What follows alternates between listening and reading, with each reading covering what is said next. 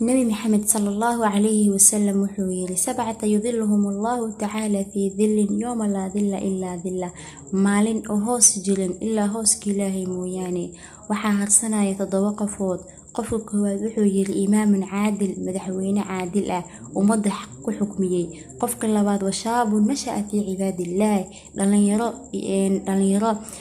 عباداتك الله سبحانه وتعالى قبر باغي كوين هذا قف سدحاد ورجل قلبه معلق في المساجد وقف قلبك في مساجدك وكحريها يعني مركو آذانك مركو حوج على إنه مساجدك آذ وكسو تكذو صلاة وصن ضيعين وقت كذو وكتكذو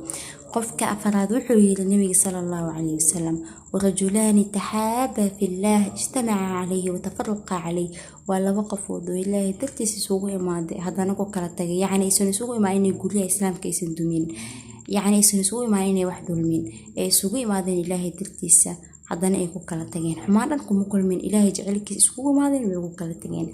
مد شناد النبي محمد صلى الله عليه وسلم وحيره ورجل ذات امرأة منصب وجمال وانين انتناق وعت حمان وقوعت يعني حمان وقوعت وحيره سيغنا الله عالمين ربي قودن كعبسنا فقال إني أخاف الله وحي وقوعت يعني حمان gabadheen waa la mid iidan haddoonin qurux iyo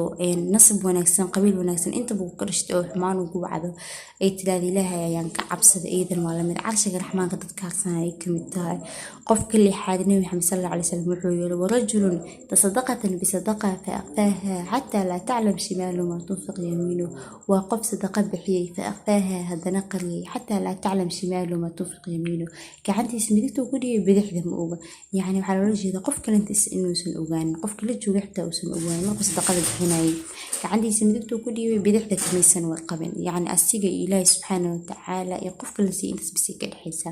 mid dabad nabi maxamed sallallahu alayhi wasallam wuxuu yiri rajulun dhakara allah qaliyan fafadat aynaa waa qof kaligiis intuu meel cid ku jiro ilaahay subhanahu wa ta'ala xasuustay fafadat aynaa hadana indhiisa biig soo daateen waxa xasuustay allah caalamiinta rabbigooda ah waxa xasuustay allah samaawaadkan abuuray waxa xasuustay allah dhulkan gulay waxa xasuustay allah ah كل من عليها فان ويبقى ربك ذو الجلال والإكرام وحو حسوستي الله لمن الملك لله الواحد القهار كدبني دي سيبي كصداتين قف كاسي عرشك الرحمن كوار سنايا